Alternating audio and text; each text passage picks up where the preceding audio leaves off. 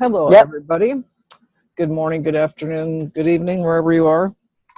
I'm Nanette Kennedy with Humanities Team and the Evolution Revolution, and we are reading Friendship with God, and we are on chapter 15, and we're going to go ahead and get started. Linda, take it away.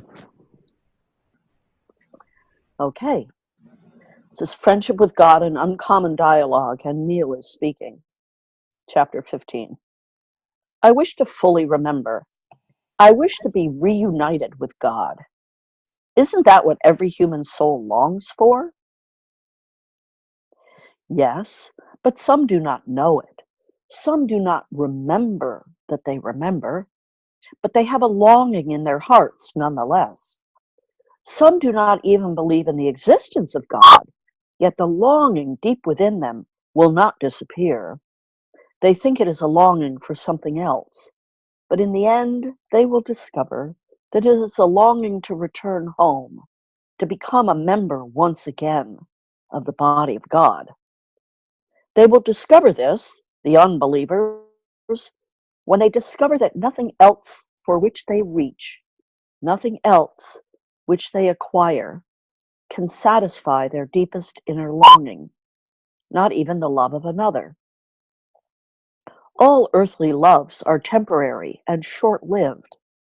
Even the love of a lifetime, a partnership which lasts more than half a century or more, is short-lived compared to the life of the soul, which is without end. And this the soul will realize, if not before, then at the moment that you call death. For the soul will know in that moment that there is no death, that life is everlasting, and that you have always been, are now, and will always be, world without end. When the soul realizes this, it will also realize the temporary nature of what it thought to be a permanent love. And then, on its next journey into physical life, it will understand more deeply, it will remember more easily, and it will know that all the ones loves in physical life is short-lived, transient. Oh, somehow that just seems so desolate. It seems to take the joy out of love for me. How can I love someone or something fully if I know that it's so temporary, so meaningless in the overall scale of things? I did not say anything about it being meaningless. Nothing about love is meaningless. Love is the meaning of life itself.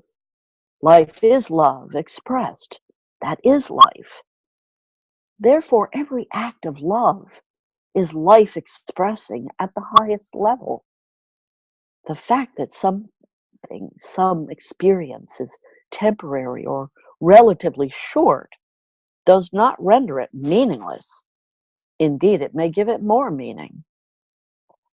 Let me explain a bit more about love, and then you will understand more fully. Experiences of love are temporary, but love itself is eternal. These experiences are only here and now expressions of a love that is everywhere, always. That does not seem to make it more joyful for me. Let's see if we can bring the idea of joy back into it. Do you have someone in particular you love right now? Well, yes, many people. And one in particular with whom you partner? Yes, Nancy, as you know. Yes, I do know that, but I'm leading you through this step at a time. So just dialogue with me. Okay. Now, this Nancy, with whom you feel a particular love, do you have sexual experiences with her? Do I ever? And these experiences, are they continual, constant, and never ending? Don't I wish? No, I don't think you really do. Not if you think about it. But for now, I'm accepting that these experiences are temporary. Is that correct? Yes. Periodical and temporary. And short-lived? Depends on how long it's been. What's that? A little joke. Just a little joke. Yes. Relatively speaking, the experiences are short-lived. Does that give them any less meaning? No. Does that make them any less enjoyable? No. So you're saying that your love for Nancy is forever, but your expressions of love for her in this particular way are periodical, temporary, and short-lived. Is that correct? I see where you're going. Good. Then the question is, where are you going? Are you going to a place where you cannot enjoy or have meaning in your expressions of love as an eternal being simply because the experiences themselves are temporary? Or are you going to a place of greater understanding that allows you to love full out what you love when you love it, even knowing that the experience of love in that particular form is temporary? If you go to the latter place, then you are heading for mastery, for masters know that it is the full out loving of life and of all that life presents in every moment. That is the expression of godliness. This is the second attitude of God. God is totally loving. Yes, I know this about the second attitude and how it can change my life. This is one I don't need explained to me. I understand what fully loving means. Do you? I think I do, yes. Do you understand what it means to be totally loving? Yes. It means to love everyone without condition and without limitation. What does that mean? How does that work? Well, I'm trying to figure that one out. This is a day-to-day exploration for me. It's a moment-to-moment discovering. You would do better to make it a moment-to-moment creating. Life is not a process of discovery, it is a process of creation. How do I create then, moment to moment, the experience of unconditional and unlimited love? If you do not have the answer to that question, then you cannot say that you understand what it means to be totally loving. You understand what the words are saying, but you do not know what they mean. As a practical matter, they have no meaning. That is the problem today with the word love and the phrase I love you and the phrase I love you. Yes, people say it, but many people do not understand what it means, what it really means to love another. They understand what it means to need another, to want something from another, and even to be willing to give something in return for what they need and want. But they do not understand what it really means to really love, to truly love. Many people have had a real challenge, a real problem with this word love and this phrase, I love you. Well, including me, of course. My life has been a disaster when it comes to love. I didn't understand what it meant to be fully loving, and I guess I don't understand it now. I could say the words, but I don't seem to be able to live them. Can anybody be truly loving without condition? Without any condition, without any limitation? Can human beings do that? Some can and have. These beings are called masters. Well, I am not a master by this or any other measure. You are a master. All of you are. You are simply not experiencing that. Yet you are well on your way to experiencing mastery, my son. I wish I could believe that. So do I. Well, until my most recent years, I didn't understand anything at all about love. I thought I knew it all, but I knew nothing, and my life was a demonstration of that. And you've just proven to me here that I don't really understand it yet. I mean, I talk a good game, but I'm not what you'd call a champion player. I haven't gone into my important relationships and my marriages and my narrative here because I want to honor the privacy of those people whose lives I've touched in hurtful ways. I've kept my story limited to my own personal wanderings, but I can say in a general sense that just about everything one can do to hurt a person, except injure them physically, I've done in my love relationships. Just about every mistake one can make, I've made. Just about every selfish, insensitive, non caring thing one can do, I've done. I married for the first time when I was 21. Of course, I thought I was a grown man, understanding all there was to understand about love. I understood nothing. About selfishness, I knew a great deal. But about love, I knew nothing. The woman who was unlucky enough to marry me thought she was getting a self assured, sensitive, caring guy. What she got was a self centered, egotistical, domineering man who, like his father, assumed that he was the boss and who inflated himself by making others look small.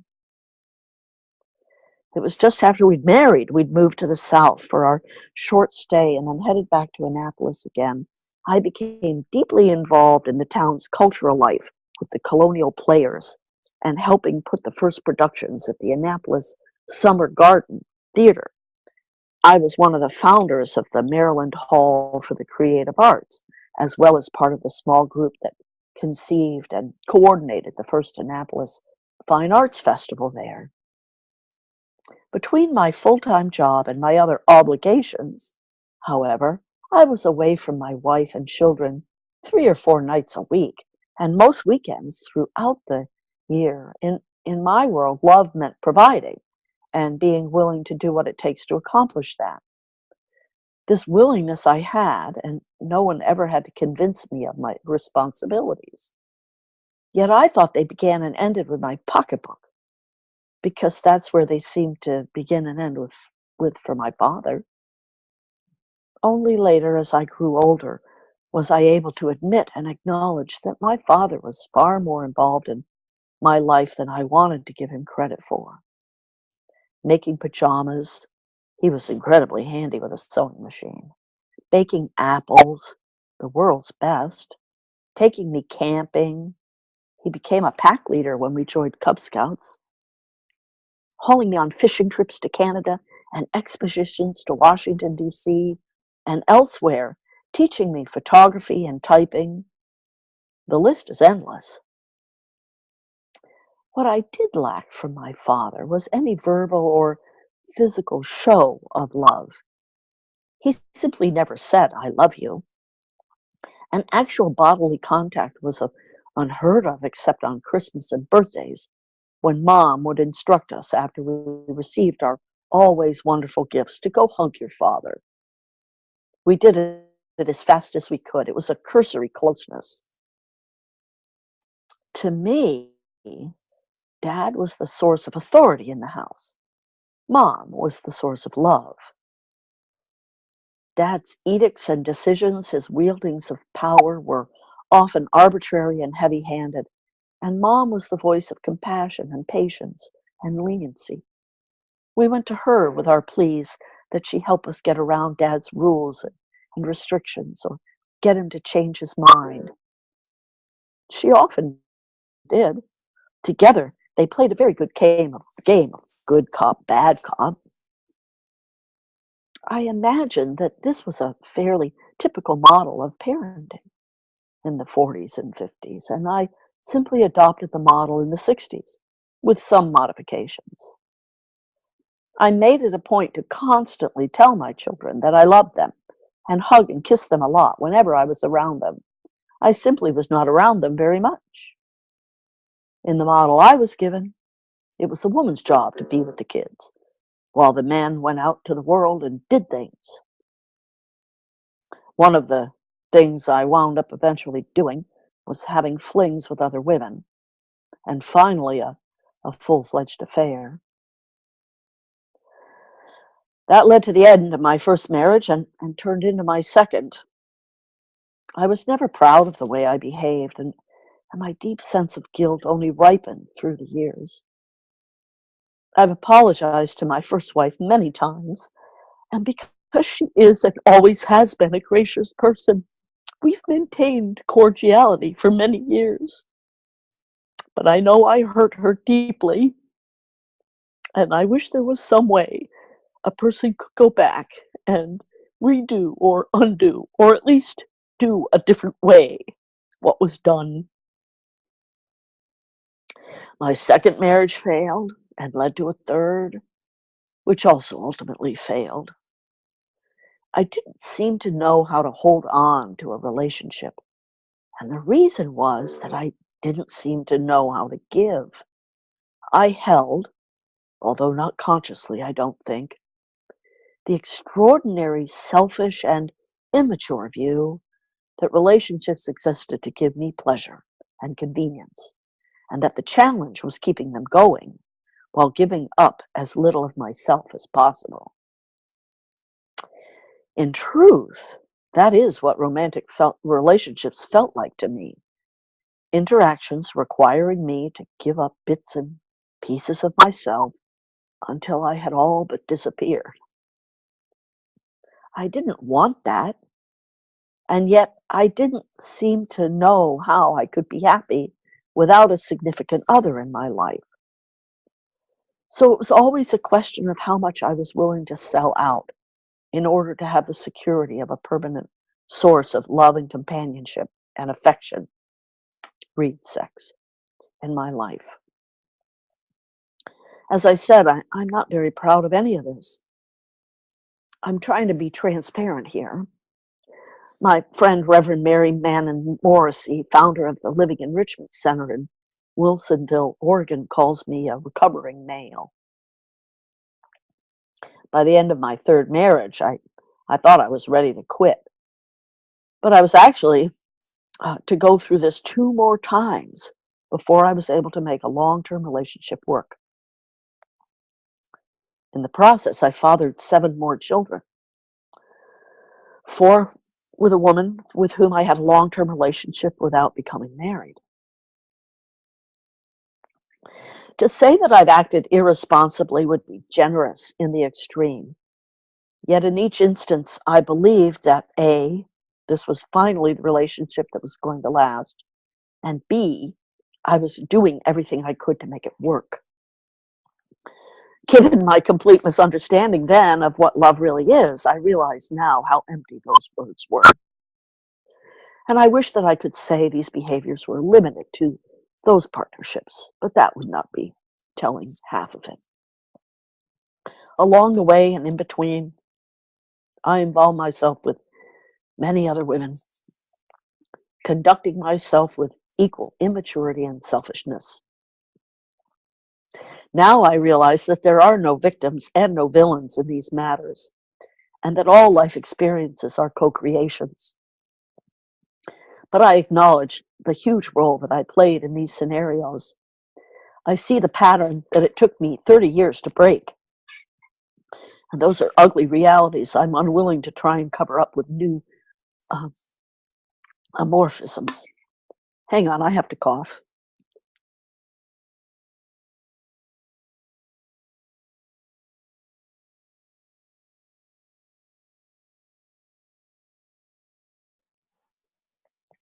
So it is not surprising then that I found myself in my late 40s alone. And as I have said before, my career and health were in no better shape than my love life. It was with hopelessness that I watched my 50th birthday approaching. This was the state of things when I awoke in utter despair in the middle of February night in 1992 and wrote an angry letter to God. I can't tell you how much it's meant to me that God answered. It meant a lot to me too. But I often wonder, why did this happen to me? I'm not worthy. Everyone is worthy of having a conversation with God. That was the whole point. Yet I could not make that point by preaching to the choir. Okay, but why me? There are many people who have led less than perfect lives. Why choose me? That's the question so many ask. Why you, Neil, and not me? And what do you say? I say that God talks to everyone all the time. The question is not to whom does God talk, but who listens. Excellent. That's an excellent answer. It should be. You gave it to me. But now I have to ask you to answer my earlier question. How do I create, moment to moment, the experience of unconditional and unlimited love? How can I adopt the godly attitude of being fully loving? To be fully loving is to be completely natural. Loving is the natural thing to do. It is not normal, but it is natural. Explain that difference to me again. Normal is the word used to denote what is usual, commonplace, consistent. The word natural is used to denote the basic nature of a thing. Your basic nature as a human being is to be loving, to love everyone and everything, though it is not normal for you to do so. Why not? Because you have been taught to act against your basic nature, to not be natural in the way that you move through the world. And why is that? Why have we been taught that? Because you have believed that your natural self is bad, is evil, is something which must be tamed, restrained, subdued. And so you have required your race to exhibit and adhere to normal behaviors that are not natural. To be natural was to be sinful, indulgent, perhaps even dangerously evil. Even to allow yourself to be seen in a natural state was said to be sinful. Well, that's true to this day. Certain magazines are still considered by some to be dirty. Nude sunbathing is labeled by many as deviant. Naked bodies in general are to be avoided. And people who walk around naked, even in their own homes or around their own backyards or pools, are often called perverted. And it goes far beyond exposing our private parts. In some cultures, we don't even allow a woman to show her face or her wrists or her ankles. This is, of course, understandable. If you've ever really seen an attractive pair of women's ankles, you can understand why some people believe they must be hidden from public view. They can be very provocative and even lead the person to think about as he acts. Okay, so I'm kidding, but it's almost that repressive in some homes and in some cultures. And that is not the only natural aspect of your being that many of you have discouraged. You have discouraged telling the truth, even though it is very natural for you to do so. You have discouraged basic trust in the universe, although it is very natural for you to have it. You have discouraged singing and dancing and rejoicing and celebration, even though every bone in your body is, is aching to explode with the pure wonder of who you are. You have done these things because you are afraid that if you give in to natural tendencies, you will be hurt. If you give in to natural pleasures, you will hurt yourself and others. You carry this fear because you hold a sponsoring thought about the human race, which says that your species is basically evil. You imagine that you were born in sin and that it is your nature to be bad. This is the most important decision you have ever made about yourselves. And since you are creating your own reality, it is a decision you have implemented. Not wanting to make yourselves wrong, you have gone to extraordinary lengths to make yourselves right. Your life has shown you that you are right about this, and so you have adopted this as your cultural story. This is just the way it is, you say, and by continually saying it, you have made it so.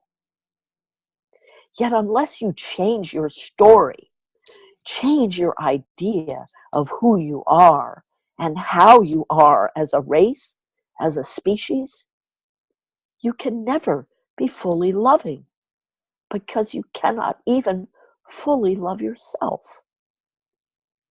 This is the first step to being fully loving. You must fully love yourself. And this you cannot do so long as you believe that you were born in sin and are basically evil. This question, what is the basic nature of man, is the most important question now before the human race. If you believe that humans are by nature non-trustworthy and evil, you will create a society that supports that views and then enacts laws, approves rules, adopt regulations, and impose restraints that are justified by it. If you believe that humans are by nature trustworthy and good, you will create an entirely different kind of society in which laws, rules, regulations, and restraints are rarely required. The first society will be freedom limiting. The second will be freedom giving. God is fully loving because God is fully free. To be fully free is to be fully joyful because full freedom creates the space for every joyful experience. Freedom is the basic nature of God. It is also the basic nature of the human soul. The degree to which you are not fully free is the degree to which you are not fully joyful. And that is the degree to which you are not fully loving. Should we stop I here? think we should. I think so, because Okay. I'm just paging ahead and it's many, many pages to the end. Okay. Well, who would like to start the conversation?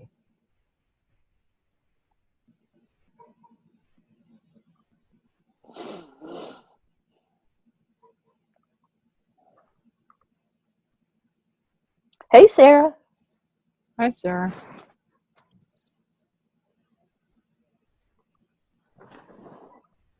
Well, I know some of you have heard me say this before, but my mother told me about my grandmother on her wedding day. So it would be my grandmother, my mother's mother. And my grandmother's mother told her to lay back and think of the Queen tonight. And so she wasn't supposed to enjoy it. She was just supposed to lay there. And it's interesting because it always makes me think of how I learned about um, intercourse. Was a friend of mine who had a bunch of older sisters, and I was the oldest in my family, had already told my friend about sex. And so she explained to me what sex was. I was horrified because I just said my parents would never do anything like that. And I called my mother and told her to pick me up. I wanted to come home. I did not want to spend the night. Dan Sheets was no longer a friend of mine.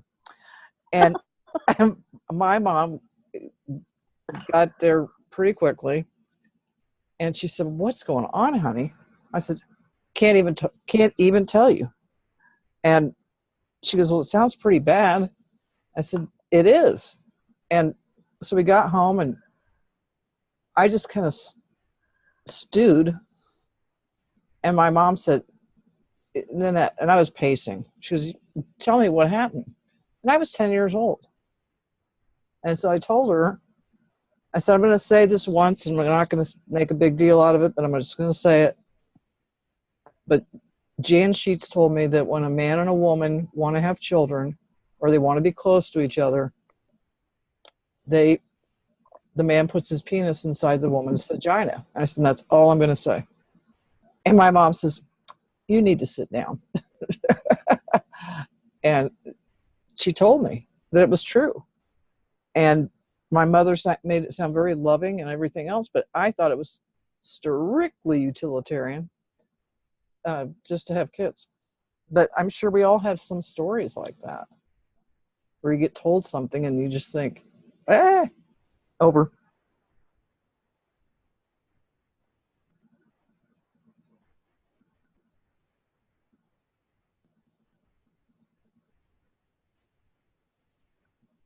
Well, I just think it touches on so many issues about how we're not taught from our earliest days. We're not taught to process our emotions. We're not taught about our feelings. We're not taught about relationships. There's so much that I don't know why it is, but it's like, it's just left to figure it out. They'll figure it out, it's a mystery to me, because we could be so much happier if, as children, we were taught about our feelings, about our emotions, about how our bodies work, about what it means, to have children versus sex versus the enjoy, there's a whole thing. There's procreation for the purpose of reproduction, and then there's sex, and they're like really two different things. We never talk about that. We don't, none of it. It's amazing any of us ever grow up sane and healthy. Seriously. Over. I've got the short answer to that, Linda. We don't. Okay. Yeah, we don't. And what impressed me the most about what you read just now is Neil's honesty. And that's particularly important because I registered for one of his courses, which is Living from Your Soul. And he comes across as so humble, and all he has to say to anyone is, "How can I serve you?" Right? And I'm thinking, yep, that's exactly what Linda's talking about, is we all start out nuts, and then slowly life wears us down so hard that we're rubbed into dust, so I think instead of complaining about how can anybody be seen, I think our conditioning is part of the human experience. There's no culture which isn't crazier than any other. I think we're all about equal. in those terms, but just the journey requires uneducating, uneducating what has been wrongly taught. I'm done.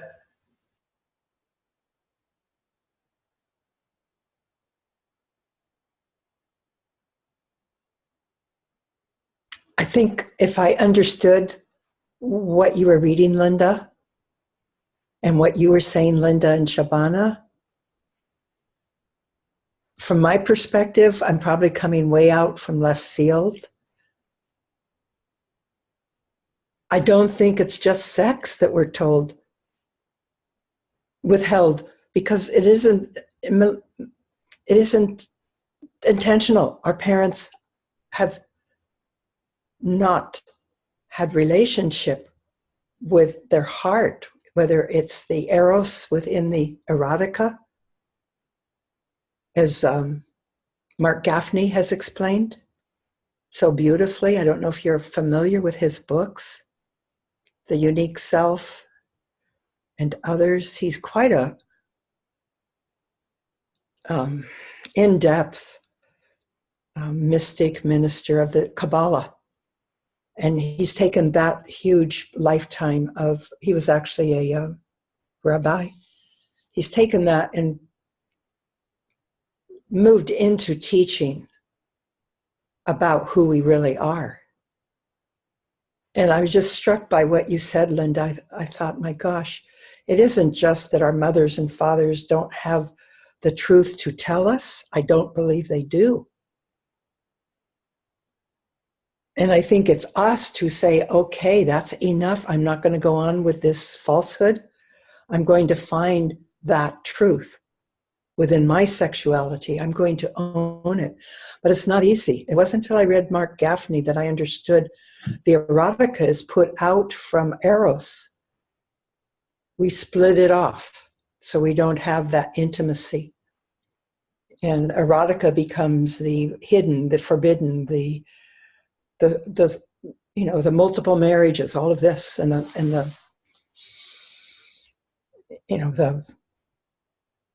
outside marriage sex that goes on in all cultures and is condoned by people. It's a tragic thing that you brought up, Linda. I didn't have it quite that way in my family, but I was not given the truth. For whatever reasons, I had the opposite take on sex than you did. Sex to me was, I experienced my hormones when they came in their fullness, but I didn't understand they were connected with my heart.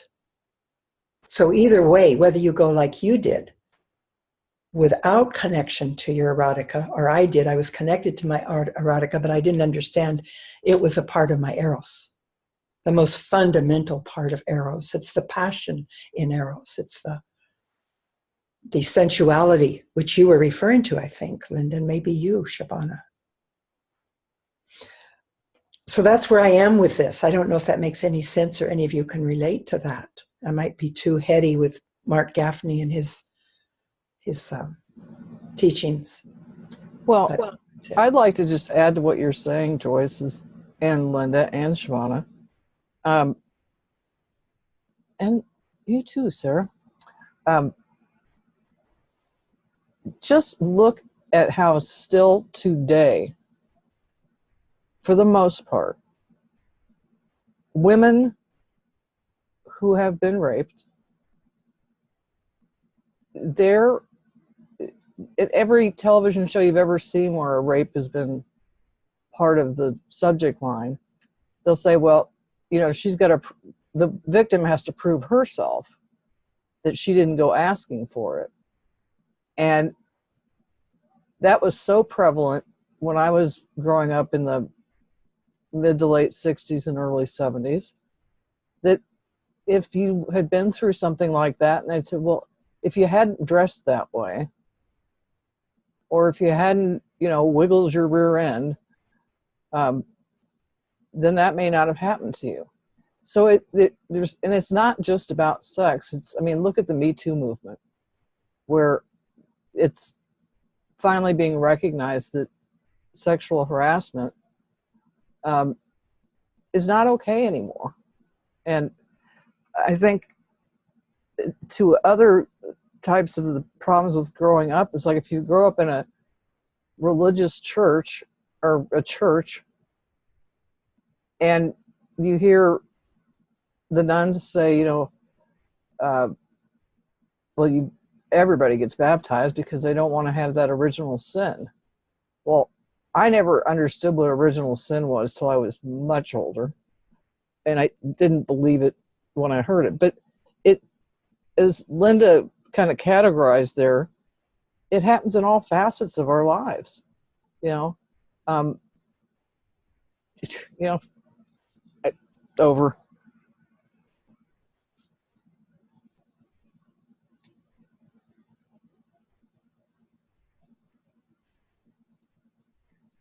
Just from me here, one of the different things also in this passage that I think is interesting is where God says, brings into question whether the perfect relationship is one that goes on forever, and how Neil gets really upset by this idea that love might not go on forever. And I think it's really good how God puts it, that actually temporary short-term experiences can be perfect in themselves. But this is not our culture at all. And it's quite difficult to take in, I think. Over. Well, it reminds me of the natural versus, what was the two things he compared? Natural, like being okay with your naked body, versus Normal. Nature. normal. Thank you. Normal. And that puts a whole different spin on things if something isn't normal. Over.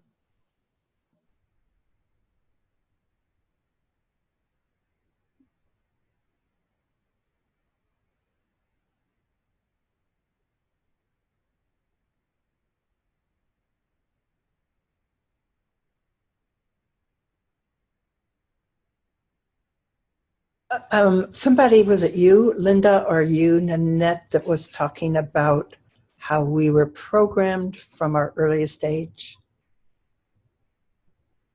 Which is true. Yeah, I think that was Linda. Was Linda? Okay, yeah. I mean, that's, I think a lot of who we really are is now coming down into everyday consciousness. It isn't just up in the scholars or the religious people. And there's this marriage of science and spirituality that's just amazingly coming together faster than most of us, at least I can really put together. And I think that's what you were referring to, maybe, Nanette, was the fact that our wiring and our coding, the first 5 years, that is how we get coded for language. And you think about it, if you don't learn the language in the first 5 years, those codes don't open for language acquisition. And you have to work really hard.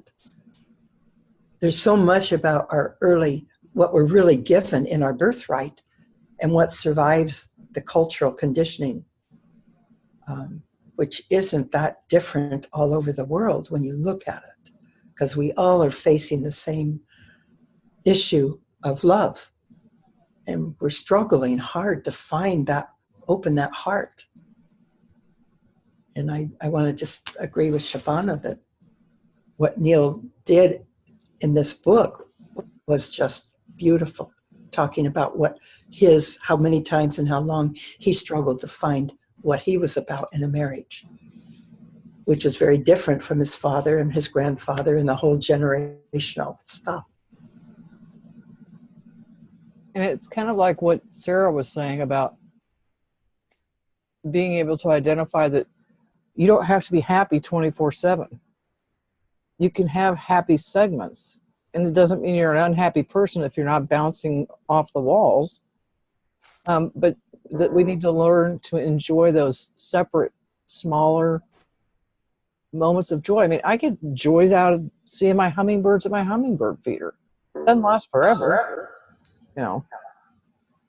I'm going to get a lot of joy out of ending this with the meditation. Okay. I think we've got 3 minutes. Yeah, but let me add something before we do that, because Linda and I are going to get together, but not right now, not today. I'm not going to be here next week, so she will be running the show if she chooses to, but I'll post it on Facebook. So anyway, I want to get that said because I'm afraid I'm going to forget to let everybody know. So there's no meeting next week? Now, Linda's going to run it unless something comes up for her that she can't run it. And I'll have Linda be in touch with me so that if she can't do it, I can put, it's not happening this next Sunday. At this point, at this point, I have no reason to think that I can't run it. So. Okay. That means you have every reason to think you can. Exactly. Okay, let's get the meditation going. Okay. Lord God, the only love that's permanent, that's everlasting, and doesn't have to be found anywhere but within our own heart is your love and you. So possess every one of us as we meditate and stop us from searching anywhere but within ourselves, because we need to love you and you are us, and that's all there is to it. Amen.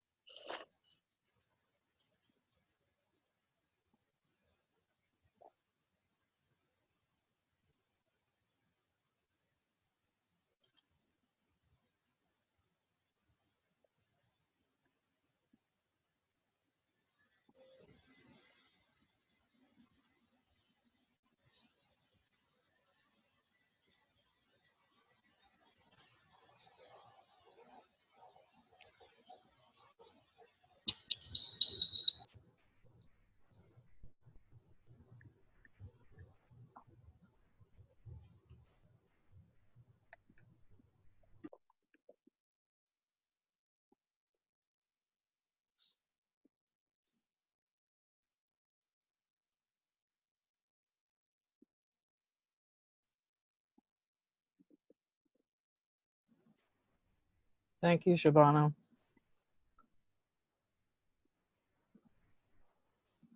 And it's something you said, which I'm not going to be able to repeat verbatim, makes me think about this idea that love is 24/7. I mean, you can be loving and all that stuff, but think about things that don't exist anymore. Like if your parents are deceased, I still love my parents. You know, I will love them till I see them somewhere again. So it doesn't mean that because something's over, you can't gain some joy from it, or laugh like about my grandmother telling my great grandmother telling my grandmother to lay back and think of the Queen. So we can still get joy and laughter from things that aren't happening in this moment. So I'm reminding myself that as well.